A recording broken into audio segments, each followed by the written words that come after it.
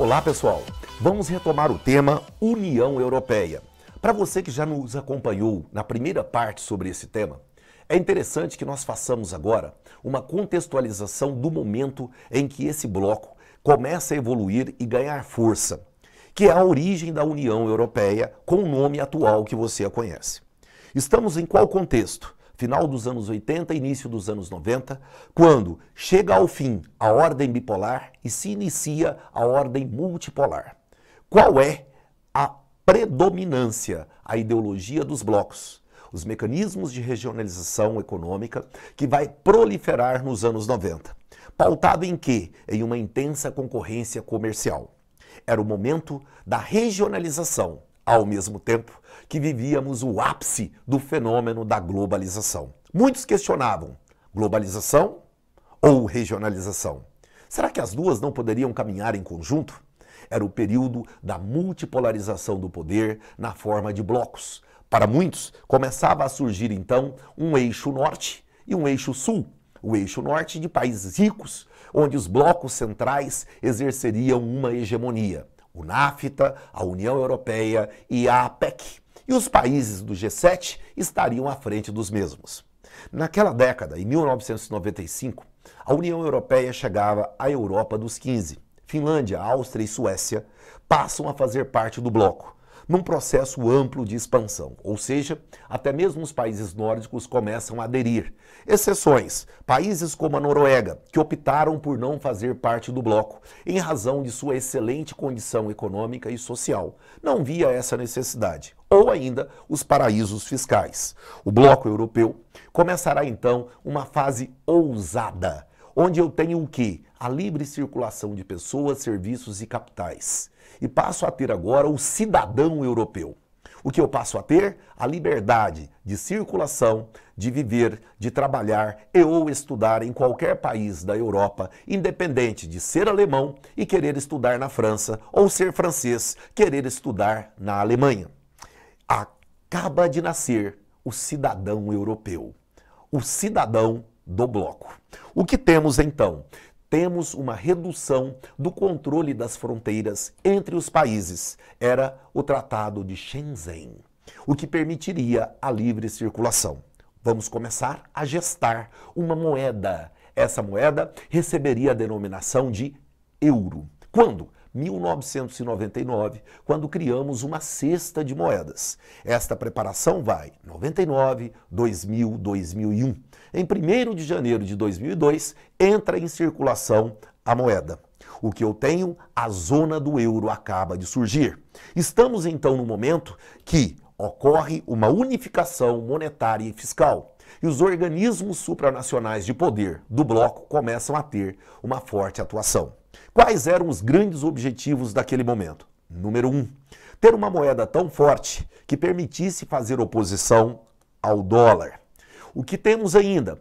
Possuir uma moeda única para o uso no comércio entre os países, substituindo assim o dólar. Era obviamente uma forma de enfraquecer o poderio do dólar americano.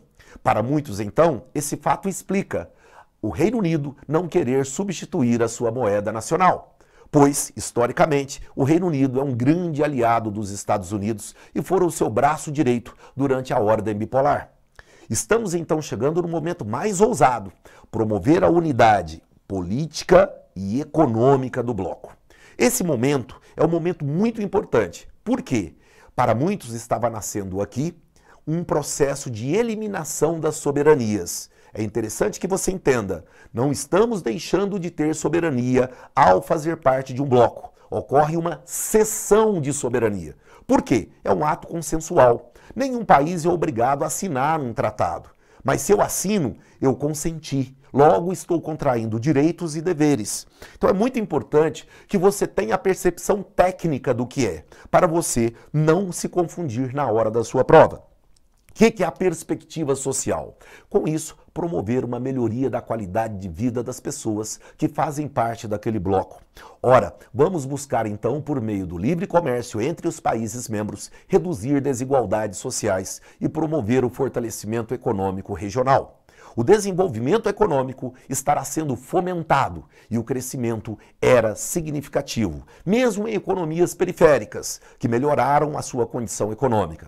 Exemplos maiores, países como Espanha e Portugal, que aderiram em 86. Começamos a ter, então, aquele tão famoso e sonhado ambiente de paz e harmonia idealizado pelo sonho Schuman, já discutido com você, que está simbolizado pela própria bandeira do bloco. Veja então um momento crucial. 2004. Vamos passar a Europa dos 25. Observe na representação que os países do leste europeu, agora já sem a influência da ex-União Soviética, vão aderir ao bloco. Por que isso é tão importante? Primeiro ponto. Quanto maior o número de países dentro do bloco, maior será a desigualdade entre eles. Tal fato dificulta a evolução do bloco. Primeiro ponto. Qual é o segundo ponto?